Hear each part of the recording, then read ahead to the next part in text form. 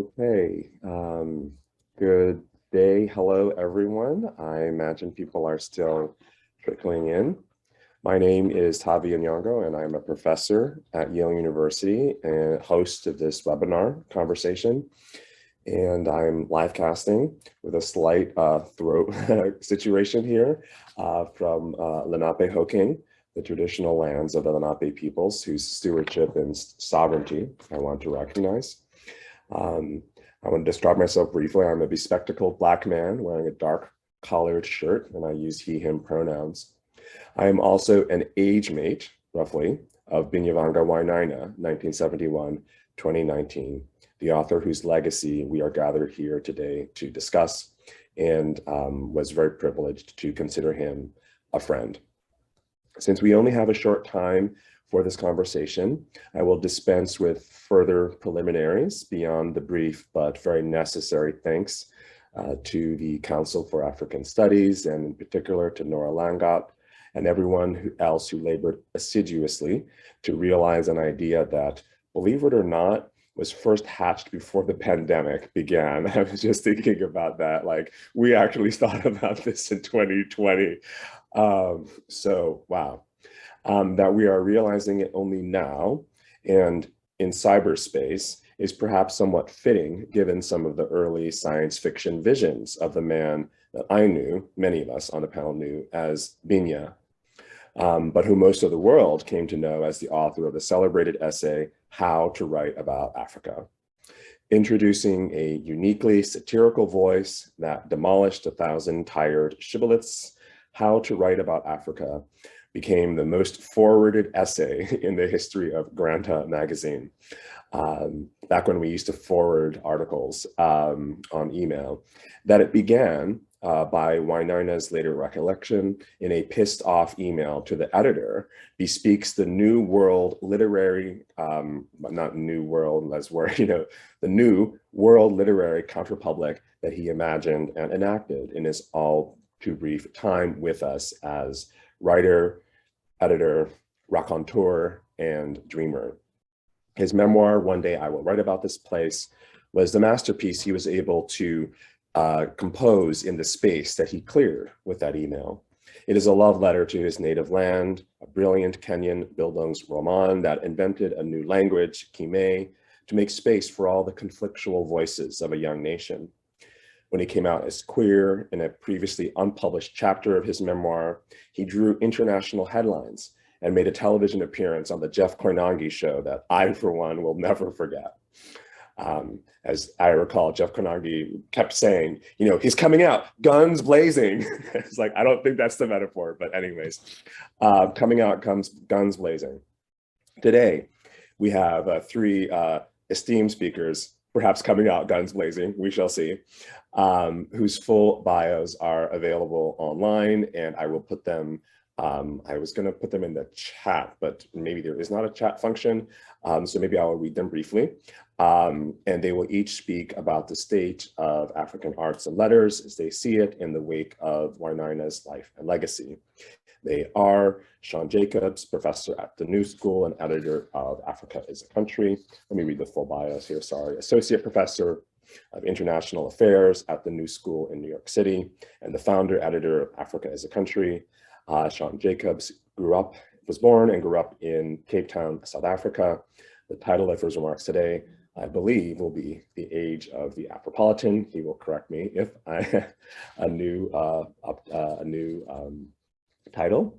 The next speaker is Billy Kahora, who has written a nonfiction novella titled The True Story of David Munyake, and a short story collection, The Cape Cod Bicycle War. Please go out and find it.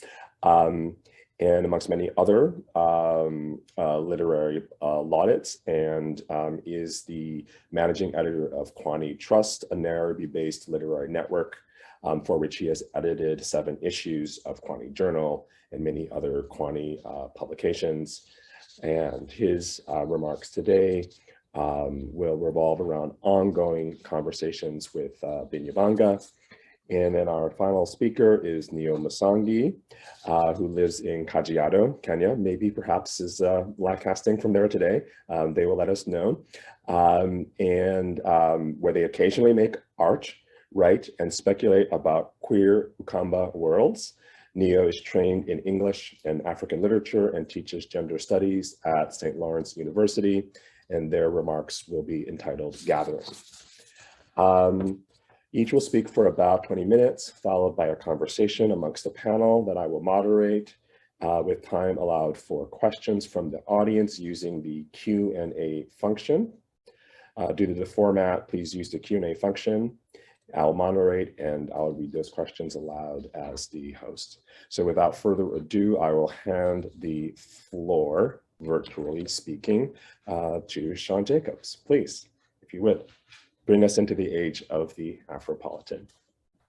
So thank you to Tavia and Nora for the invite. I had promised that I'd talk generally about Binyavanga and the age of the Afropolitan.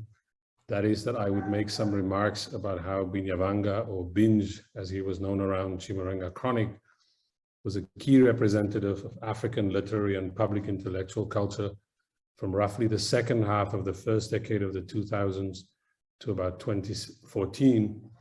Though in 2017, he came back to prominence with an extraordinary account of his stroke in Granta's travel issue.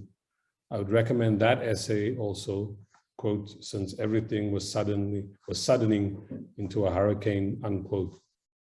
But what I want to do today is not present something dry or academic, but perhaps in the spirit of the event, one of celebration, talk of when our lives, Binyavanga, and mine, and that of the project I'm most associated with, Africa as a Country, intersected from afar, indirectly and directly. And I want to do so via revisiting a few moments or interludes in those lives. As one of my colleagues reminded me earlier today, it is especially important to talk about and elevate Binyavanga's contributions to cultural politics and the political economy of publishing, considering that from 2017 before his tragic death in 2019, Binyavanga's public appearances had become rather infrequent, and young people coming of age today may not have witnessed his creative expression in action or felt the energy of his literary work. For those lucky to have been in his presence, Binyavanga in action was quite a scene, speaking with his arms, his head, his whole body, assured, meandering words flowing forth to where one couldn't be sure at first, but they always got there if given the chance, as somebody reminded me. And as with anyone who lives so publicly and fully, Binyavanga divided opinion, had his defenders and critics, allies and enemies. I myself, who broadly identifies with leftist working class politics and draws on those traditions' rich histories on the African continent, particularly in my native South Africa, didn't always agree with Binyavanga on everything. He could sway between libertarian impulses and radical democracy. A case in point was his Upright People movement near the end of his life, which was hard to pin down. But at the same time, I admired how publicly he lived and how brave he was, and how cutting he often was about politics. As he wrote in his memoir about his native Kenya's politics, and on one of his visits back from South Africa, where he was living at the time, quote, "I returned to my home, Kenya, to find people so far beyond cynicism that they look back on their cynical days with fondness," unquote. And just to add, while Binyavanga is considered a charter member of the Afropolitans, he also struggled with that concept and that group that people saw him with, critiquing its limitations and tried to stand alongside as well as apart from it. In this, he reminded me of something Edward Said said about himself once, quote, "I've never felt myself to belong to any establishment of any kind, any mainstream. I'm interested in mainstreams. I'm jealous of them. I sometimes occasionally envy people who belong to them, because certainly I don't. But on the whole, I think they're the enemy. I feel that authorities, canons, dogmas, orthodoxies, establishments are really what we're up against, at least what I'm up against most of the time. They deaden thought," Or as Binyavanga himself wrote in his 2011 memoir with its aspirational title, "One Day I Will Write About This Place," and I quote again, "I'm starting to scribble my thoughts, to write these moments. It is when this is all done that I do what I do best. I look up, confused and fearful, all accordion with Kimei, a word that he invented to describe how he was hearing and seeing the world. Then," and I continue, "I soak in the safe patterns of other people and live my life borrowing from them, then retreat for reasons I don't know to look down inside the safety of novels. And then I lift my eyes again to people and make them my own sort of confused pattern. I'm no sharp arrow cutting through the career ladder. It's time to try to make some sort of sense of things on the written page. At least there they can be shaped. I doubt myself the moment I think this." So I want to start by remembering how I first came to know about Binyavanga and his work. And this involves the fact that a big part of his biography involved his deep connection to South Africa. If you know his bio, and he writes about it in "One Day I Will Write About This Place," he came to South Africa in the early 1990s to study at the University of the Transkei in Umtata. It is worth highlighting the fact that he came to study in a region that was the remnants of a South African Bantustan. Not any Bantustan, but one that was central to apartheid's divide and rule politics, or some of its most disruptive oppositional forces. That he went there rather than the more high-profile schools many well-to-do families from elsewhere on the continent send their children to, such as the University of Cape Town, Rhodes University, and Wits University, is testament to making choices that, like Said, are anti-mainstream. He would stay in South Africa for at least the next decade, trying to build a professional reputation as a caterer and food consultant and a writer. As he described himself at the time, and this is a quote from him, he said, "As a hobby, I collect information about traditional and modern cuisines of Africa and write extensively about them. It is my aim to find an Afrocentric perceptual framework with which to commend about cuisines on the continent."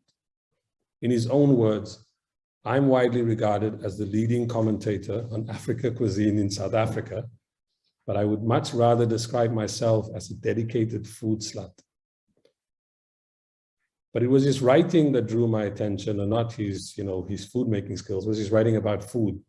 He was writing a weekly column on the weekends about food in one of the daily newspapers in the late 1990s. And I, back from studying in the US, couldn't help notice his writing, though you had to search for it in one of the supplements that came with the paper, buried between TV listings and photos of social events. The writing, though, jumped at you. It jumped off the page next to a lot of ordinary writing in much of the surrounding media. This week, I couldn't find a sample of one of those pieces, but another piece that he published elsewhere at the time gives you a flavor, and I'm just going to read some of it. "I had a memorable Kenyan meal at a friend's place in Sandton. This is a very rich suburb to the north of Johannesburg, 3 years ago. We ate a roast leg of goat, sukuma wiki, which is curly kales, and mkimo with nja beans. There was bottle after bottle of Tusker beer to wash it down. The fresh goat and the nja beans had been smuggled through Johannesburg airport by our enterprising hostess. The beer came wrapped in a diplomatic pouch, and the curly kales were hijacked from the fish section at the nearby Pick and Pay. It uses the green vegetables to dress the display. I'm told that Pick and Pay cameras in Johannesburg have learned to spot Kenyans as soon as they walk into the supermarket, warning all fish market staff, you're about to be undressed." But on to the next moment. By the turn of the century, our paths crossed at the journal Chimurenga magazine, edited by a mutual friend, Janual Ntone Jabe, and I appeared on the masthead as a contributing editor. Binyavanga was moving back to Kenya, and in 2002, a short essay, Discovering Home, described in some places as an autobiographical novella, won the Kane Prize, the short story prize. At the time he won it, he was only the third recipient. The Kane Prize based in Britain, had been inaugurated in 2000, and before Binyavanga, only Leila, Abu Leila, and Helen Nabila had won the prize. That prize would elevate his public profile, and later Binyavanga would disavow himself from the cane, but more on that later. Which brings me to this second moment or vignette, and that is with the publication of How to Write About Africa in 2006. This is where, with what amounts for me at least, his symbiotic relationship with Africa as a country, the website which I founded and edited, and I think you could see this very clearly at that time. So Africa as a Country was founded in 2009, but it started in 2005 in another guise as the blog Leo Africanus. Around the time Binyavanga moved back to Kenya, I had moved to New York to take up a student fellowship at the New School, and I was then a doctoral student in politics at the University of London. Mainstream media coverage of Africa and in Europe and the US was abysmal. On top of it, the popular sources about African politics and culture were blogs that highlighted development debates, NGO issues, the pros and cons of US or EU foreign policy for Africa, and these were mostly argued between Americans and Europeans. And finally, the aspirational politics of African government elites like Thabo Mbeki's African Renaissance. This had very little to do with actual African politics, with Africans' aspirations or their perspectives. I saw Africa as a country as intervening in those debates. But I also wanted to introduce audiences to leftist perspectives on African affairs and to undercut the dominant media narratives about Africa. Now, I'm very proud of the work we have done. I think we've managed, particularly in our early work, which was mainly media criticism, to make the dreaded foreign correspondent think twice about the way that they portrayed particular African societies or where they were based. And though Binyavanga would also later publish a few times in Africa as a country, adding to the website's legitimacy and cultural capital, nothing that we did could equal the impact and reach of his Granta essay, How to Write About Africa. And nothing since has slapped as hard as How to Write About Africa as a piece of cultural criticism, not since Achebe in 1975 wrote An Image of Africa about Joseph Conrad's Heart of Darkness. The difference between Achebe's criticism and Binyavanga's essay was that the latter had the internet as a distribution tool. One African journalist in 2010, at least 4 years after its publication, summed up how to write about Africa, what kind of impact it had. It, and I quote, she wrote, remains the most forwarded article in Granta's history. The laughed out loud, funny satire captured every recorded stereotype that has been used by journalists, novelists, and historians when writing about Africa and its myriad countries, peoples, languages, and animals, and it turns each cliche on its head. Later, Binyavanga would write in Badun, edited by a friend of his, Michael Vasquez, the American editor behind Transition in the 1990s, about that experience. Binyavanga would reveal that How to Write About Africa, as Tavia said earlier, was with a few edits an email he had fired off to the editors of Granta over his frustration with its Africa issue. But he also revealed how tired he had become of how that essay had framed his own writing and public life and became instead what you would amounted to something like the Black or African's burden. And I'm going to quote just briefly from his essay, How to Write About Africa to the Revenge, the one who appeared in Badun. And he writes, novelists, NGO workers, rock musicians, conservationists, students, and travel writers track down my email. They write, would you please comment on my homework assignment, my pamphlet, my short story, funding proposal, haiku, adopt a child, photograph of genuine African mother-in-law. All of the people who do this are white. Nobody from China asked, nobody from Cuba, nobody black, blackish, brown, beige, coffee, cappuccino, mulatte.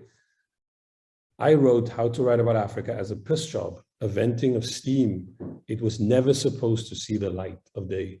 Now people write to ask me for permission to write about Africa. Which brings me to my third and penultimate episode that I want to highlight. It was the occasion when Binyavanga came out publicly as a gay man. It represents an interesting moment for African digital cultures, and I'm highlighting here as it is also somewhat self-indulgent. The story revolves around events leading up to and on Binyavanga's 43rd birthday on Saturday, January 18, 2014. On that day, Africa is a Country and Chimurenga Chronic simultaneously published an online essay by Binyavanga titled "I'm a Homosexual Mum." Referring to it as the lost chapter of his 2011 memoir, "I'm a Homosexual Mum" was written in the form of a letter to his late mother and cuts back and forth between different ages as well as real and imagined memories. As we learn, sadly, from the piece, he never actually told his late mother, who passed away a few years ago, that he was gay. A few days later, Binyavanga and those close to him also put up a series of YouTube videos in which he expanded on those reasons for coming out, as well as opined on a range of other topics. It was something of a kind of like a video manifesto. While the videos had some traction, it was the essay that became viral. It was reported by most mainstream Western media and also in African media, both print, television, and online, especially in Kenya, where Binyavanga, who had actually, I should have said this also, he'd actually gone sort of underground when the essay went up. He just kind of, we got the essay, I'm not going to say who got it, to Chimurenga and Africa as a Country, and then he just went missing, and we had to sort of scramble, to figure out certain things, and then we just put it up, and then, a couple of days later we see him. He had enjoyed his birthday and he was back on the shows. Now the attention for this essay didn't surprise anyone. The publication of "I'm a Homosexual Mum" coincided with a fierce debate and a stifling legal environment for gay people in a number of African countries. At the time, 35 countries in Africa had anti-homosexuality laws.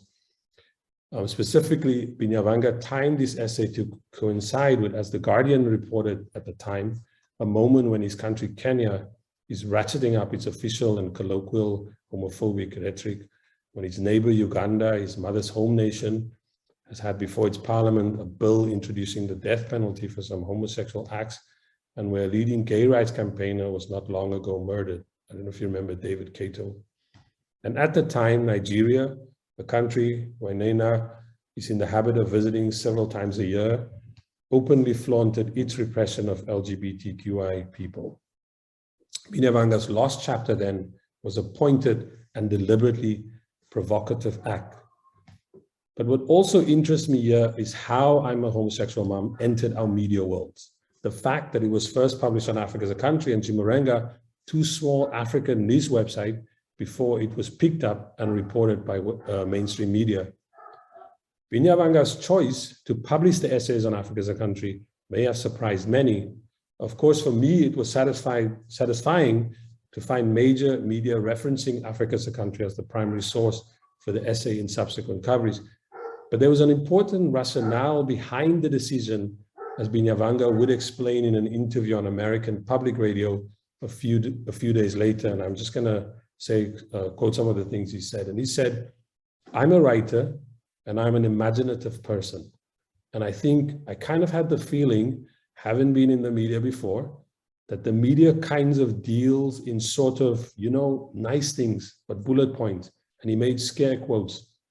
"In the heart of gay homophobia, darkness in Africa, Binyavanga writes," or scare quotes again, "Binyavanga explains how homophobia in Africa works." So it was very important to me that first, I didn't want this story published in the New Yorker or in some magazine abroad or anything. I wanted to put it out for people to share. I wanted to generate a conversation among Africans, just talk around the issues in a certain way. So what we had here is Binyavanga wanting us to imagine for a moment that if Africa as a Country and Chimurenga Chronic didn't exist, he would have had to go to the New Yorker, and the subsequent debates and framing would have been, as he said, in the heart of gay homophobia, darkness in Africa.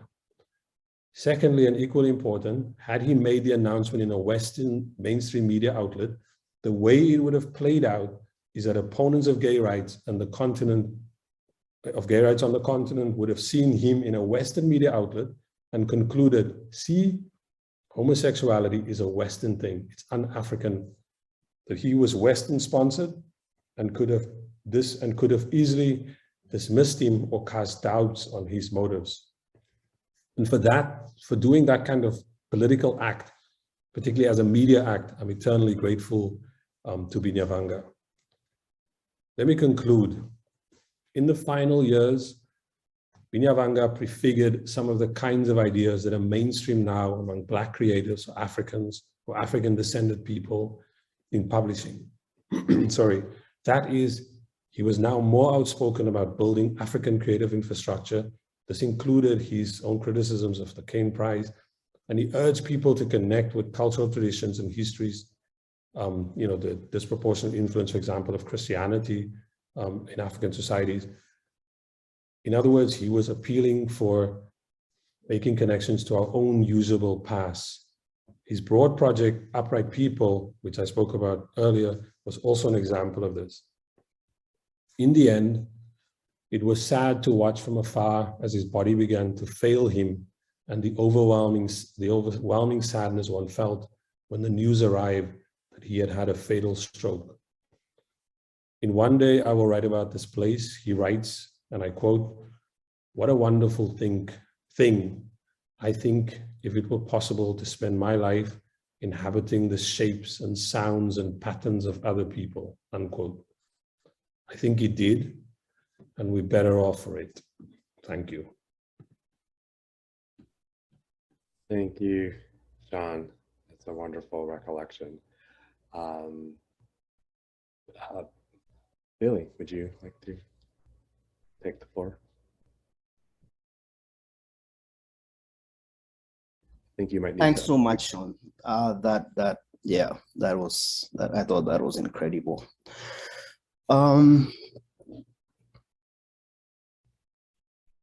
As Sean was talking, I started thinking about my last series of conversations with Binyavanga. The first one was when things had really taken a turn for the worse, and I was sitting with him in Sheba Hurst and Eric Wainaina's garden. Eric Wainaina is a Kenyan musician, Sheba Hurst, theater, big arts personality. And what had just happened in Kenya was opposition candidate at the time, Raila Odinga, had tried to swear himself in at Uhuru Park because he felt he had wrongly lost the presidential elections. And by that time, Binyavanga's energy had waned quite a bit, so he wasn't given to trying to kind of hold forth as much as he would do when he was in his prime. But I remember him looking so taken by this spectacle that he couldn't help himself. And he was trying to explain to me that what had happened there was a complete shift in kind of Kenyan history, a refusal to kind of continue taking things as they were. To be honest, when I was kind of sitting there, I did not actually fully agree with him. But the beauty with Binyavanga was that he was always willing to kind of explore the most outlandish idea, only for it to kind of, for you to start seeing the glimpses of its truth later on. Somehow it's as if you'd go away, and the thing he was trying to convince you that you'd refused at the time would kind of slowly, as if kind of marinate in your head to start understanding what he was trying to say, right? Now, before that, the other series of conversations we've been having were different in the sense that Binyavanga would have political obsessions where when he's talking about something like I've just described, he's not, what he's trying to do is think it through. That's why it sounded so incoherent. But what he was never incoherent about was literary ideas. So very few people know that Binyavanga for quite a while was trying to start a kind of digital platform that published genre fiction, specifically erotica, romance, and crime. And he had this amazing kind of structure. But it was a kind of thing where I think the idea as presented was so big. And because those of us who lived with him all these through all these years, doing all these things, Kwani, anything you've done with it, we were at a point of kind of exhaustion where my generation was incapable of taking one more big idea. People had reached a point where they just wanted to concentrate on just finishing their own projects. So we are sitting there suffering, our whole body. And if you know Binyavanga, part of you is just so entranced by being there. But part of you just wants to stand and go away and deal with normal things. First lie down and then get on with the business of enjoying life. But it just strikes me, Matt, now that he's not here, just how brilliant that idea is, and just all these regrets on how can we actualize this project, right? And then the third one was another project, and this one was more commonly known. And it was a non-fiction book where he planned to travel to different parts of the continent to try and capture all these kind of very eclectic, unique things that were happening. So for example, he was telling me about this religious movement in Mpumalanga, for example. That is it's a kind of, if I remember correctly, a combination of traditional religion and Christianity and kind of a new way of seeing yourself. Then there was this other kind of very old running idea of his about the Tuba in Senegal and the history of the Tuba as these kind of old trading peoples and how they were able to kind of move between New York and Senegal and to have this kind of trading empire that had lasted for quite a long time over history. And that idea was so amazing. And being Binyavanga, the idea almost overtook him. And the talking about the idea became more exciting than actually going to do it, right? And when you have that kind of idea, you just need to go there and start drafting. So the next time I see him, he's like, oh, do you know, Neo, what's the name of that photographer? Sorry, I forget his name. Nairobi Noah. Musingi success. Yeah, so he discovers Musingi. And he's like, now, the original idea I had about writing this stuff won't work because I've met this amazing photographer. So we need to do phone videos. Now, firstly, you've introduced two elements that make this quite tough. First and foremost, it's tough to kind of just get your ass moving to all these places, just to kind of, right, get these things done. You introduce this phone video essay, brilliant as it is, which takes things to another level. But then you also introduce Msingi, whoever knows him, is another complication because he's just like Binyavanga in his own way. So I'm trying to picture the two of them trying to do this. And he's talking about Algeria. So that was another conversation. But I'll say that I just miss that stuff so much. And when he was around, we took those encounters so much for granted because you start realizing to have conversations now, to find someone, to have conversations that are a combination of just intense acts of the imagination is so difficult. And I find myself when I'm working in a project thinking, what would Binyavanga say? What would he challenge? Right? What are the things you challenge me? So in a sense, I just continue having the same conversations with the same kind of wonderment, but also infuriation, exhaustion, but love, right, and respect. Now, Tavia, I was going to try and read just bits of the tribute I'd written, which says a bit more, but I was wondering about time, and I was just wondering whether I would just share the link and we leave it at that. I don't know. Do you want to read a minute or two to give a flavor, and then? Okay. Fantastic. Okay. I had two first meetings with Binyavanga Wainaina. The first was when he joined Carrie Francis' house in Lenana School as an incoming fifth former in the old A-level system of education in Kenya. Binya turned CF, as we called our house, into the place that produced prize-winning house plays in a rugby-crazed school. I was a third former, part of the newly introduced 844 class, and he cast me in one of his theater productions. The next year, my fourth form class and his sixth form class became existential enemies, fighting in corridors for control of the house, with one of my fourth form friends engineering a bullying scenario that ultimately led to the expulsion of one of Binyavanga's best friends. The two of us, however, continued exchanging books to read, and he still cast me in the house play, and our house won the prize again. Binyavanga is the only Nenana schoolboy in a mad sports school to have snuck out of school to present a play at Alliance Francais in the city.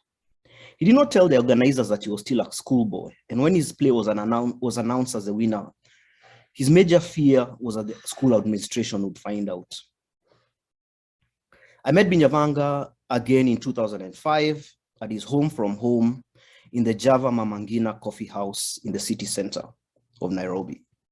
Now he was founding editor at Kwani, Kane Prize winner, and larger than life. I'd sent him a short story called The Applications from South Africa, where I was studying, and he loved it. So when I'd returned to Kenya, we met, and he asked me what I thought about Kwani. At the time, there were already 2 issues of the journal.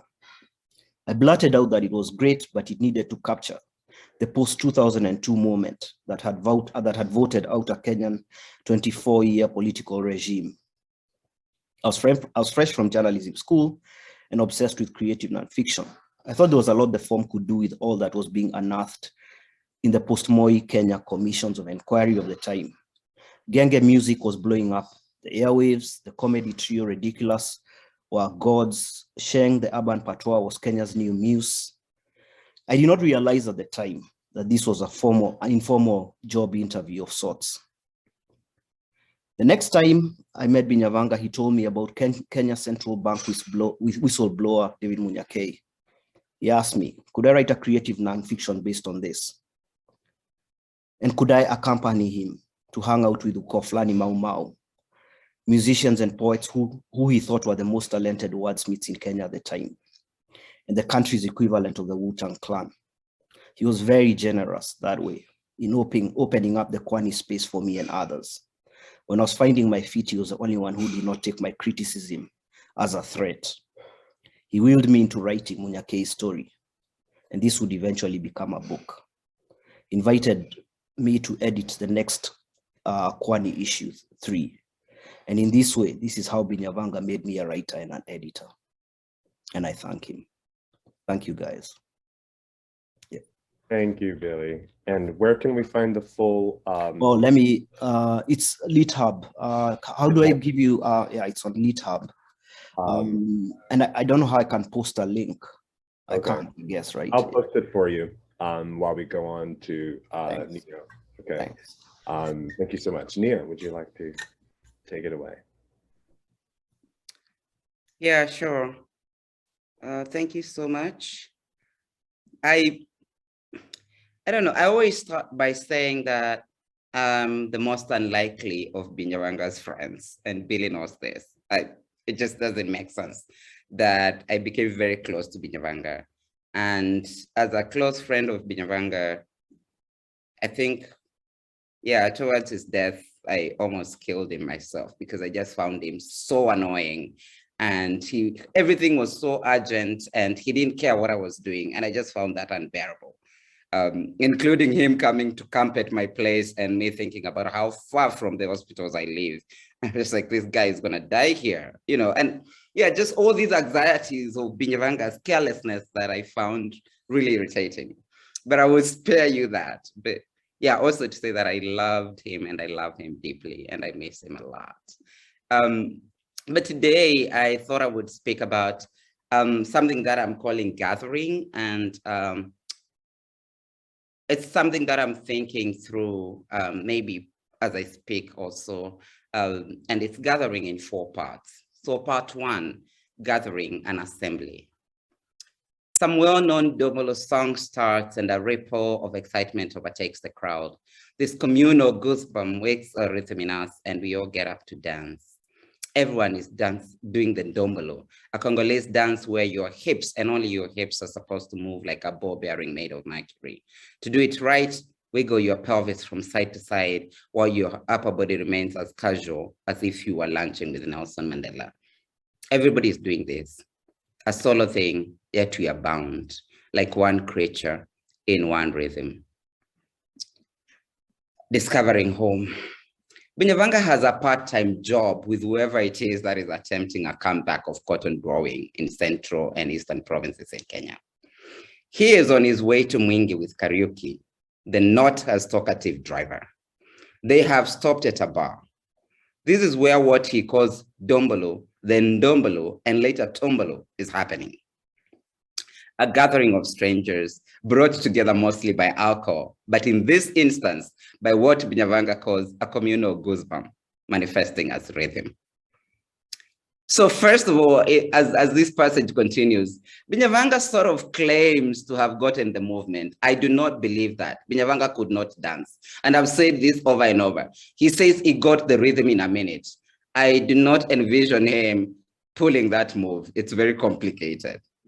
But anyway, so I have been going back to discovering home quite a lot in the last year.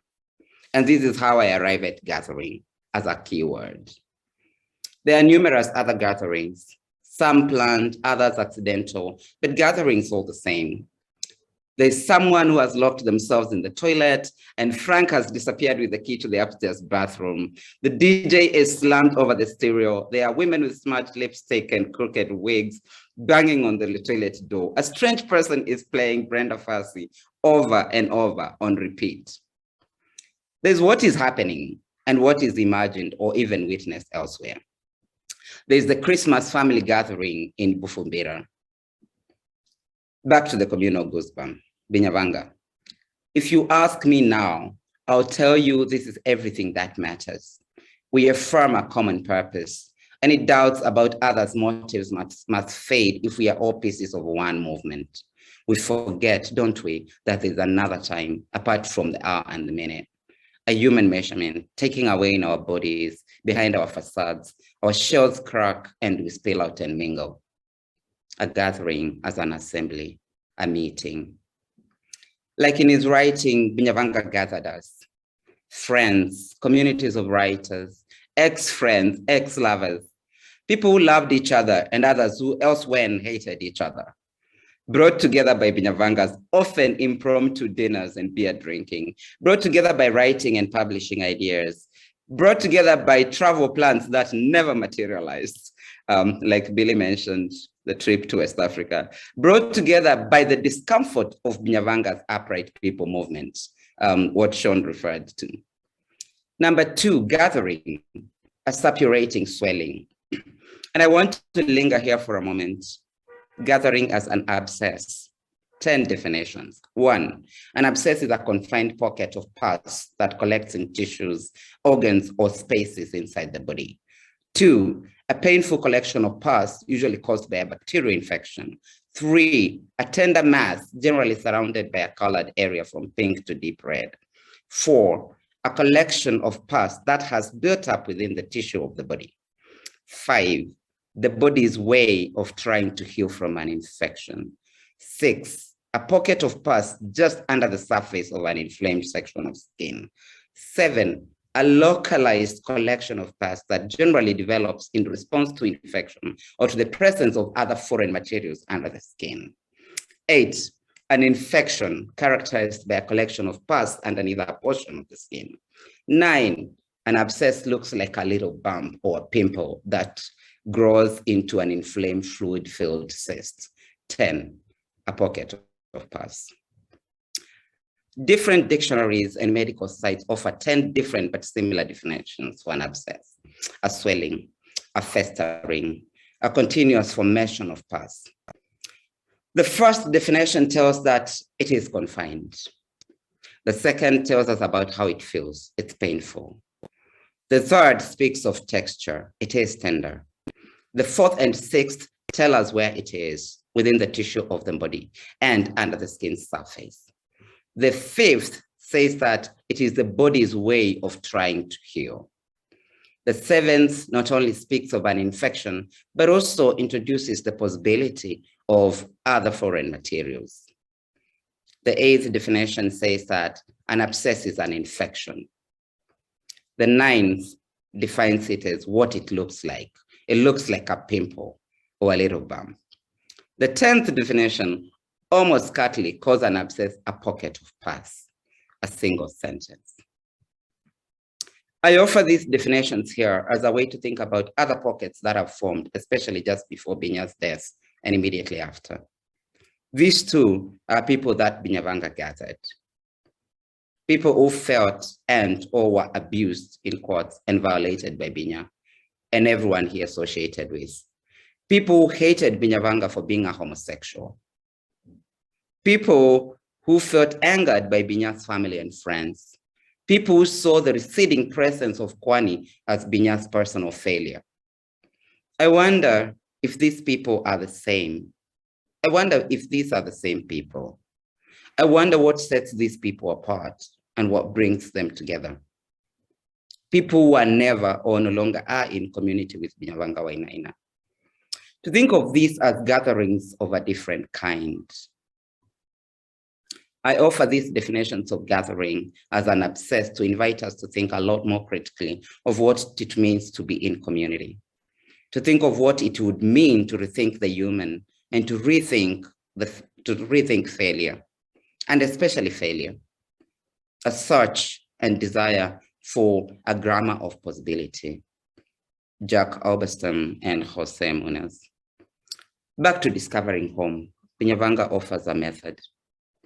There's nothing wrong with being what you are not in Kenya.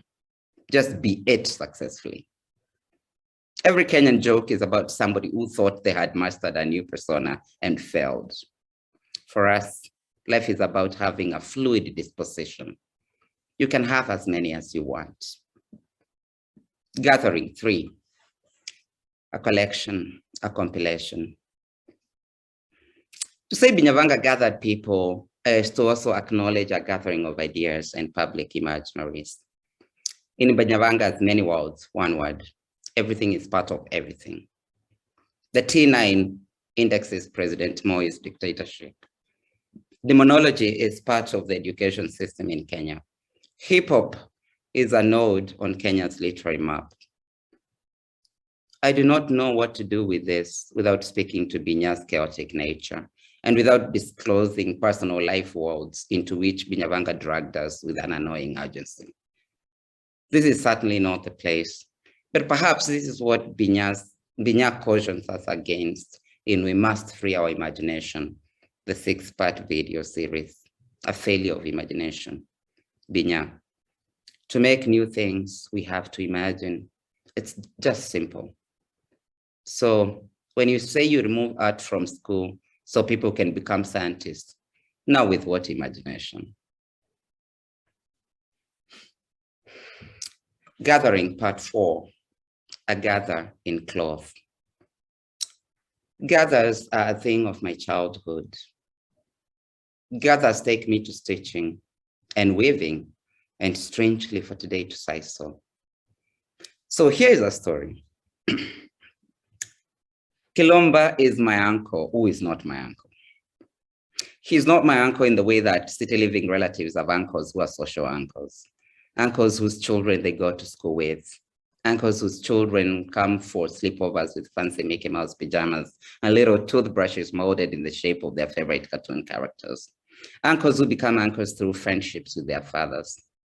When one's mother is a single parent, they might have an uncle with whom their mother has a relationship. But Kilomba is not that either. Kilomba is my uncle because he's my mother's cousin. I do not know how they became cousins, but Kilomba's mother too is my grandmother's cousin because their mothers and the ones before them had been cousins. We might call this a web of cousinry of sorts. Within this cousinship, Kilomba is my uncle and he likes to behave as such. 9 years after my grandmother's death, I will still think of my grandmother. I will think of her because it is her 9th anniversary tomorrow. But I'll mostly think of her because I'm thinking of Saiso. 9 years after my grandmother's death, I'll be thinking about Saiso in a place in which the only Saiso type that grows is a decorative garden variety, good for neither weaving ropes or for making mikwa, nor for making intricately patterned kiondos into which someone's head might be shoved before flogging at a clan meeting in Mwingi. A speculation. Saiso is central to the way my people organize kinship. At the top of the extended family is the clan. One belongs to a family, then to a clan. Perhaps it's not a belonging, but a laying claim to or being claimed by.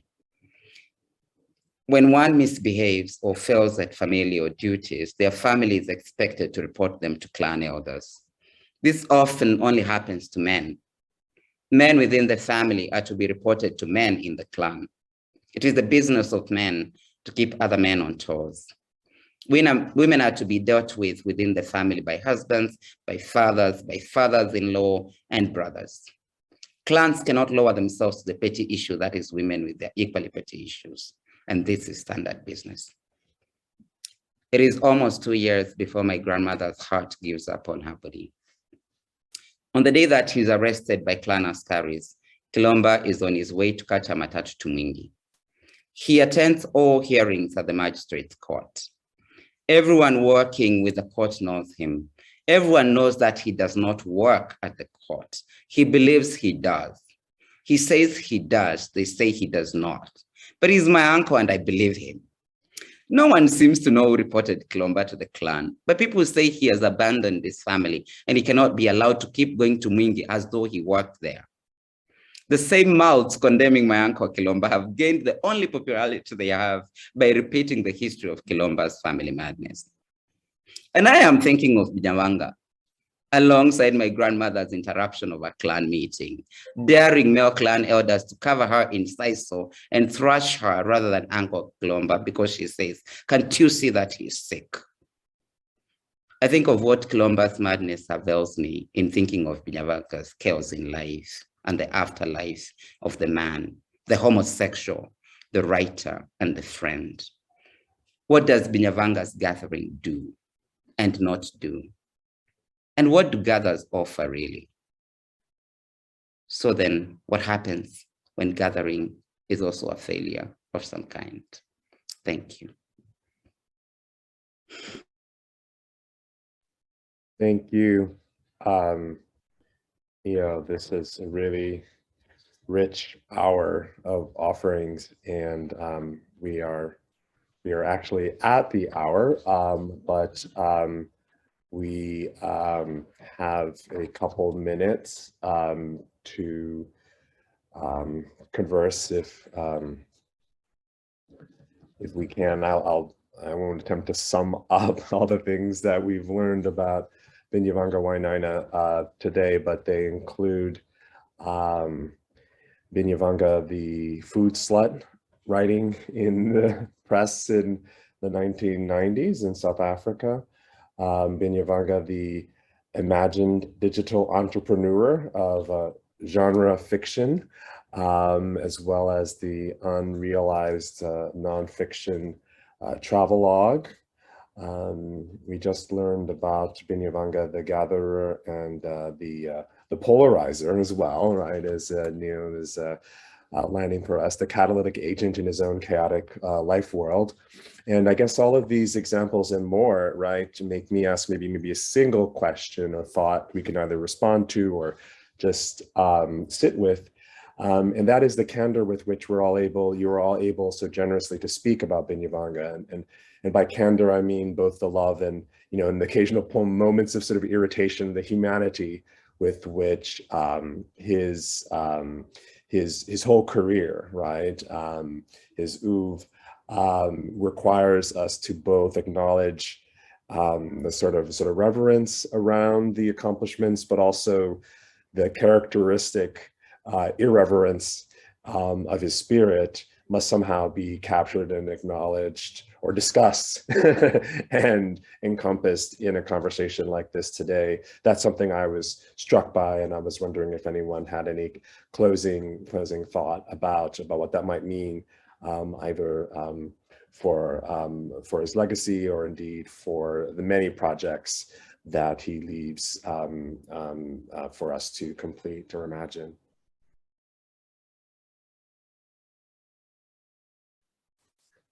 And I don't know if anybody, since Billy and Neo spoke after me, maybe I'll go first again so they can have a chance to breathe.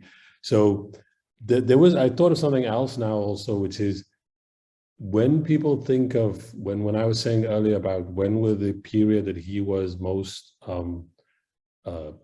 active, like if you want, on the literary scene or as a public commentator, I just thought about it now.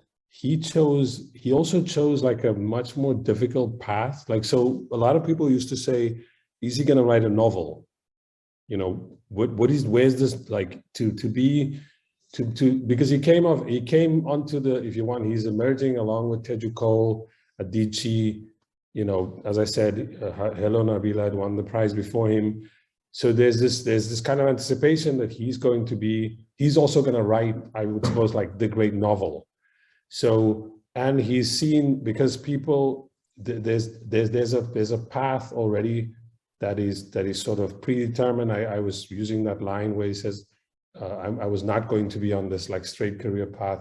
And I think he was maybe also kind of suggesting that, which is like, you write novels, and in the West, if you write novels, then you often get to write like some opinion article in the New York Times, like you're asked to opine on politics. What I think is interesting about Binyavanga was he was literally trying to be like a public commentator. Well, I don't know, that's also kind of trite, like because everybody's like a commentator, but he was almost sort of trying to be a public intellectual. He had not written a novel. He was writing. He was, even his memoir is a form of sort of public commentary on politics in Kenya, politics in Africa. Like today, I was watching videos, just kind of like, I was just kind of driving around. You're not supposed to drive like videos, but I had it as a listening to him talk. You don't have to see him, but you can hear the animation. Like he was commenting on actual politics. I think Billy said that thing about Raila Odinga is having that thing at the park where he's now declaring himself president. That's the sort of stuff that Binyavanga was really like attuned to. When I was saying that thing about this jumping between libertarianism and radical democracy, I don't think people are, because people don't expect from literary people to have that kind of, unless they've written a novel. Now we take them seriously. But I think this is something that it's going to take a couple, we sort of already, I felt here, like people here are like aware, no, he came like a wind, just blew through the place. And as you said, sometimes it was upsetting, sometimes it was frustrating, but it was an incredible like burst of energy. You don't find people that like that all the time. And I think he's sort of charting out another way of being a public intellectual. Not as, he was never, I don't think he was ever going to write that novel because he was doing this, but he says all these other projects. He's too much like thinking about projects and making things happen for people. Like when you meet him, like you said, he's like, he's telling you, write an article about, and I remember reading that, I have that issue, reading that piece about the the whistleblower, and then eventually, but that vision, not in that moment, but I think that's something that is it's an incredible, it's an incredible ability that somebody to have that spirit is an incredible thing. But I think what the point I'm trying to make is just that he tried to chart like another path to what it meant to be an African public intellectual. That I'm trying to think hard who was doing that at the same time as he was doing it when they were not writing, say, novels. I have some other things that I wanted to say about how, for example, one time I was at the New School and it was the 2010 World Cup and I wanted to do it's on YouTube somewhere, people can Google it. And he came and he was like talking about football. Like, that's like a public intellectual, like his ability to do all these kind of topics and and I remember people who had not, had never heard him, who came to that event, had never heard him say anything about football before, were like, oh, okay, he knows what he is on about. He really cares about it. This is like a real thing for him. This is just somebody who's like turning up and talking about it. And I think that's something about Binyavanga that I think I'm gonna cherish that. Yeah. Yeah. Sean, you know what the most interesting thing is? So Binyavanga, so he first wrote, I think, the version of Discovering Home. So I think, was it 1996? He wrote it a while back, right? But this is the other thing. Binyavanga wrote 2 novels and dumped them. And those are the ones we know. So it's so fascinating for me that apart from that, he had sat down and make no mistake, like in the early years, a lot of his talk was urging people to kind of write novels. Early on, he was. And the other thing, he was reading, in terms of kind of reading novels to try and find a model, especially kind of unconventional novels. He was reading this stuff at such a level and with such energy, and you'd immediately pass them on. If he thought that you were working on something where he thought he saw this could help, right? And don't also forget how he discovered Kojo Lang and used his influence from Bard College to try and make sure that Kojo Lang's novels became, right, recognized. So what's fascinating, Sean, you're writing all that how he ends up going against conventional forms, right? And when I remember, so Discovering Home is, I don't know how true this is, or this is an urban legend. It's the one story that was unanimously chosen by the judges of the King Prize as a winner. Usually there's a kind of debate, etc., etc. I don't know how true that is, but that has been mentioned quite a bit. But interestingly, Binyavanga also struggled with that form. He never really quite, I could see how unhappy he was, even with some of the short stories he published during that earlier time. I remember this story called All Things Remaining Equal. Even I think we got it in Kwani, he was just like, no. And he really agonized about this short story. He would keep on sending it to me, and he's like, there's just something not quite right. So I think at some point, he discovered that, let me forget about these conventions that I'm trying to kind of work in.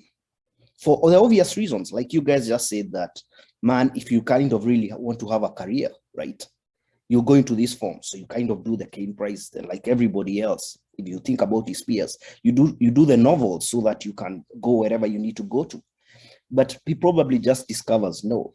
And that means he becomes this pioneer, right, of all the things you're describing, Sean. But I just thought about that. And just because of his personality and because of the energy of all these things, many people didn't see how hard he worked as an artist in reading stuff. It was incredible, right? Yeah. And if I could just uplift here what Neo said about the queer art of failure as well, right? In failing to write the conventional novel over and over again, it sounds like, right?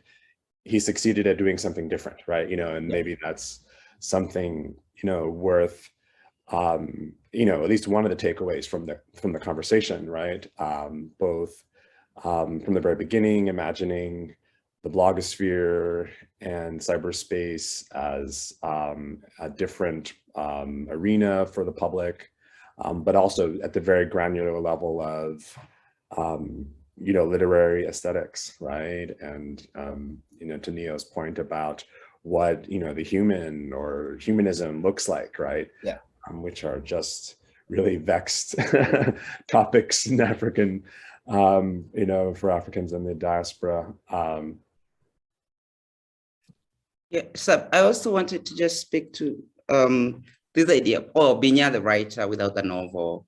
And I think just last year when we did the Boston Review celebration of Binyavanga, and it's shocking how his first story, Binguni, the first short story ever that Binya wrote, and of course in typical Binyavanga style, he lost it for years until recently, when I think it's a child who found it somewhere in his stuff, right? And how that story just sounded like Binyavanga in 2018 and 2019, just before he died.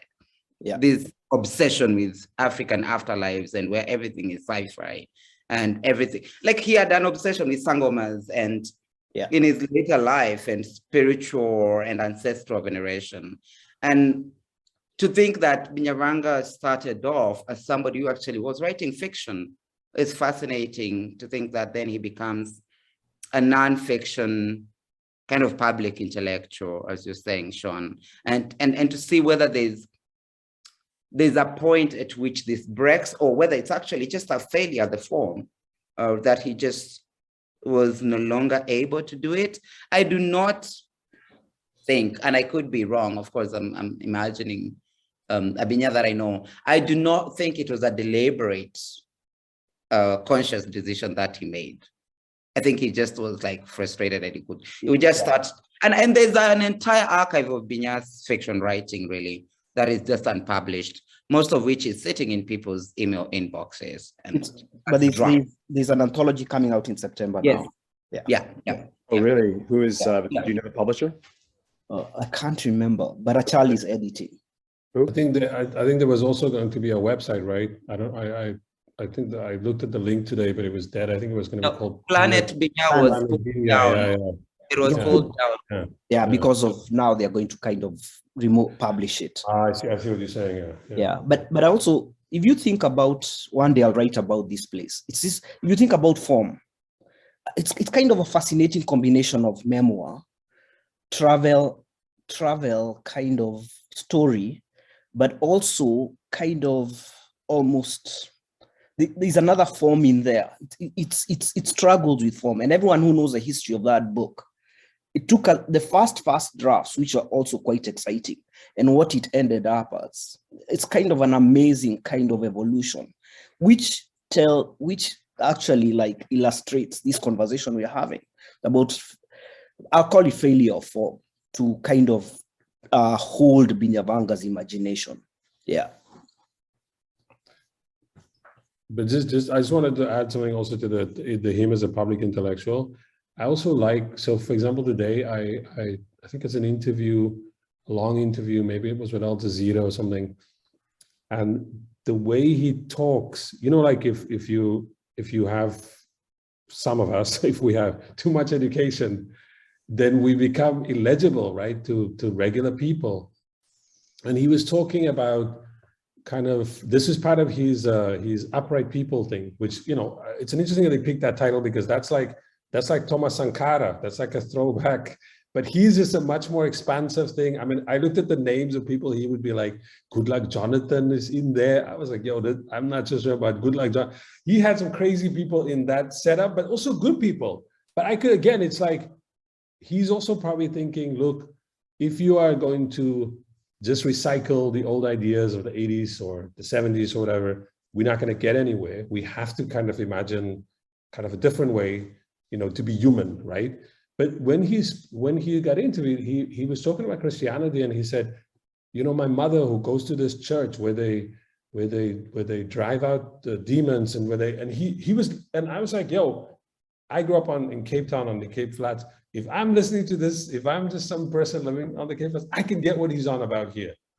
He's explaining about colonialism, the role of missionaries, but he did it in a way, he used his mother. He said, my late mother, who had gone to this church, had given all her money to these people, were driving out. I was like,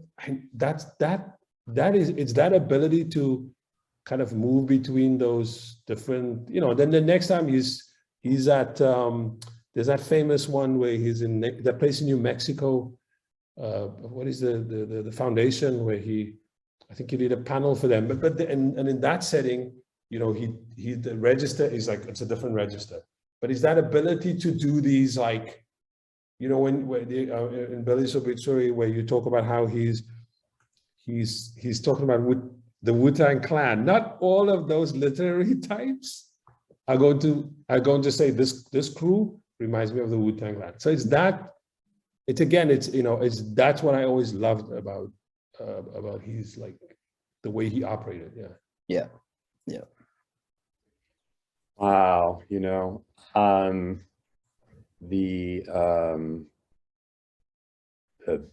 was I going to say? Oh, well, it's lunchtime here in North America, so this feels like we've had like a full meal of a conversation, whatever time of day it is that everyone is live casting into the conversation from.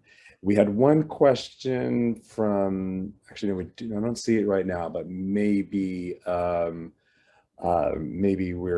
we've actually generated the conversation that we need to have. Clearly, there's so much more to be said, and that will be said about the failure of form to hold Binyavanga's imagination. Really, you put that just like perfectly, and the failure of an hour really to encompass all the things that we would really want to be able to say now that we've been able to get together in this format to do it. So I'm really so grateful, and I want to thank you each individually for taking the time. This is the African in me coming out to offer a vote of thanks to everyone involved. I don't know, like the church, the church in me is like, we offer a vote of thanks. But we do really, really thankful. I know that, we would all go out for a beer after if this were this were not in Planet Binya verse. But until that, I will just, again, thank you, and thanks to participants, thank the council, thank Nora and my colleagues, Stephanie Newell and Katatane Haka, and all the others who have been involved in making this possible. Please come back. Let's do this. Let's continue to have conversations about African literature, about public intellectualism, about soccer, and about food, leftist politics. We'll do it all. It's so important, and I'm just grateful to you all. Thank you, everyone. Thanks so much, Tavia, for organizing this. Amazing. Sean, great seeing you. Neo. Yeah. Great seeing you all. Thank you, Tav. Bye. Bye. Bye, everyone.